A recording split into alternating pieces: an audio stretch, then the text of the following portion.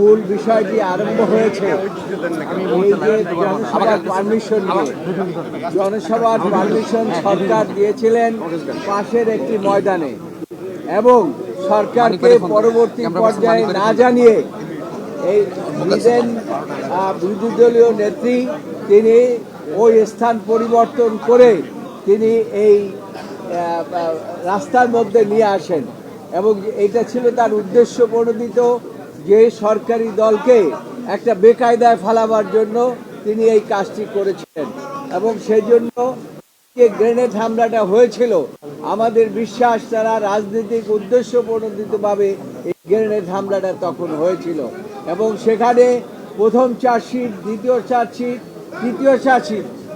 তারেক রহমানের নাম কোথাও উল্লেখ ছিল না। সাবসিকুয়েন্টলি তারেক রহমানকে আব্দুল কাহার আকুলকে দিয়ে এই মামলার মধ্যে সম্পৃক্ত করেন এবং সম্পৃক্ত করে তাকে এই মামলায় সাজা দেওয়ার ব্যবস্থা করেন। আদালত সমস্ত সাক্ষী প্রমাণ বিশ্লেষণ করেছে, যদিও এখানে সব আলাপ আলোচনা করেছে এবং সাক্ষী প্রমাণ বিশ্লেষণ করে দেখেছে যে সাক্ষীর উদ্দেশ্যে, যে চার্জশিটের উদ্দেশ্যে তাদেরকে সাজা দেওয়া হয়েছে, এমনকি মৃত্যুদণ্ড দেওয়া হয়েছে, এই মৃত্যুদণ্ড টিকতে পারে না। সেখানে 51 DLR এর কথা বলা হয়েছে এবং সেখানে পরিষ্কার বলা হয়েছে যে ডাইরেক্ট কোনো এভিডেন্স না থাকলে কাউকে মৃত্যুদণ্ড দেওয়া যায় না এবং সেখানে আজীবন সাজাও দেওয়া যায় না। সেই সমস্ত দিক বিচার বিশ্লেষণ করে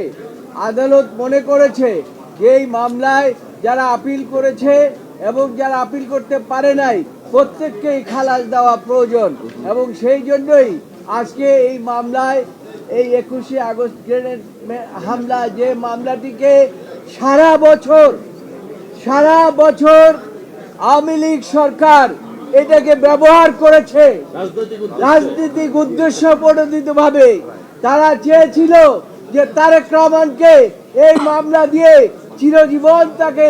বাইরে রাখবেন, এমনকি তাকে মৃত্যুদণ্ড দিতে চেয়েছিলেন, কিন্তু আদালত এরকম কোনো এভিডেন্স পায় নাই যে তারেক রহমানকে মৃত্যুদণ্ড দেবেন। যাই হোক, শেষ পর্যন্ত আপনার বাবরকে এবং পিন্টুকে, আব্দুল সালাম পিন্টুকে মৃত্যুদণ্ড দিয়েছিলেন। সে আজকে এই জাজমেন্টের মাধ্যমে তাদের সেই মৃত্যুদণ্ড থাকলো না এবং যারা যাবজ্জীবন 19 জনের মৃত্যুদণ্ড এবং সকলকে আদালত মনে করেছে, আদালত বলেছে যে আমি এভিডেন্সগুলো সব পর্যালোচনা করেছি, আমি এখানে উল্লেখ করলাম না, কিন্তু এগুলো জাজমেন্টের মধ্যে আপনারা পাবেন এবং সমস্ত কিছু বিচার বিশ্লেষণ করে আজকে সকলকে বেকসুর খালাস দিয়েছে।